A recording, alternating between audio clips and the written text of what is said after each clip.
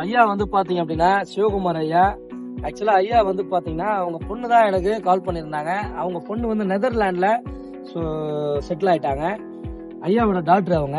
எங்க அப்பாவுக்கு எங்க அம்மாவுக்கு ஒரு இடம் வாங்கணும், அதுவும் வேப்பம்பட்டு பகுதியில வாங்கணும் அப்படின்னு சொல்லி ரொம்ப விருப்பப்பட்டு எனக்கு கால் பண்ணும்போது பாத்தீங்க அப்படின்னா ஐயாவோட நம்பர் கொடுத்துருந்தாங்க. ஐயாவுக்கு நான் பேசினேன். ஐயா ஒரு 2 வாரமா ஒரு ஒர்க்ல இருந்ததுனால வர முடியல, நீங்க வந்திருக்காங்க. இப்ப வந்து பாத்துட்டு ஐயா ஒரு கிரவுண்டு கேக்குறாங்க. எனக்கு ஈஸ்ட் பேசிங்க, அதாவது கிழக்கு பார்த்தா மாதிரி தாங்க எனக்கு பிளாட் வேணும் அப்படின்னு சொல்லி கேட்டிருக்காங்க.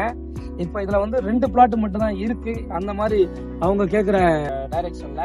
ஸோ நான் ஆபீஸ் வர சொல்லியிருக்கேன் ஐயாக்கு. ஏன்னா அவங்க வந்து அவ்வளவு தூரத்துல வந்து எங்களை நம்பி இருக்கிறாங்க. காரணம் அந்த நம்பிக்கை வர்றதுக்கு நாங்க 36 வருஷமா இருக்கிறோம். எங்களோட ரிவ்யூலாம் அவங்க பார்த்துருக்காங்க, நிறுவனத்தை செக் பண்ணிருக்கிறாங்க, எல்லாமே அனலைஸ் பண்ணிட்டு சார் எல்லாமே நான் செக் பண்ணிட்டு தான் நீங்க ஆன்லைன்ல உங்க கம்பெனி தரமான கம்பெனி, குவாலிட்டியான கம்பெனி, நிறைய ரிவ்யூஸ்லாம் நான் பார்த்தேன், நிறைய ரிவ்யூஸும் கஸ்டமர்ஸ் கொடுத்துருக்காங்க, நல்லா இருக்கு அப்படின்ற ஒரு நம்பிக்கையில நான் உங்களுக்கு கால் பண்ணி பேசிக்கிட்டு இருக்கேன் சார்னு சொல்லி எங்க மேல ஒரு ஃபெய்த்தை வச்சு எங்களுக்கு கால் பண்ணாங்க. அந்த வகையில பார்க்கும்போது ஐயாவை வந்து அவங்க வந்து அமைச்சிருக்கிறாங்க மேடமு.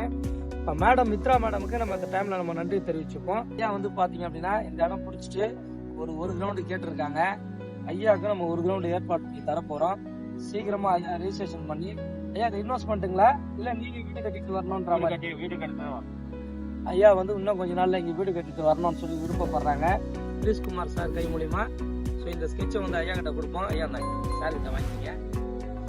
ஹரிஷ் சாரை பத்தி சொல்லணும் அப்படின்னா ஸோ சூப்பரான இன்னைக்கு வந்து ஒரு பிசினஸ் மேனு சொல்லலாம்.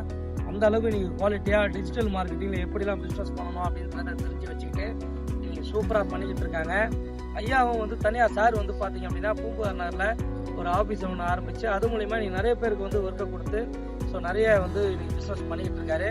மென்மேலும் அவர் வளர்ச்சி அடையணும், நிறைய பிசினஸ் அவர் மூலியமா பண்ணி நிறைய பேர் இடம் வாங்கி வாழ்க்கையில வீடு கட்டி சந்தோஷமா இருக்கணும்னு சொல்லி சாருக்கும் இந்த டைம்ல நம்ம வாழ்த்துக்கள் தெரிவிச்சுப்போம். Thank you sir.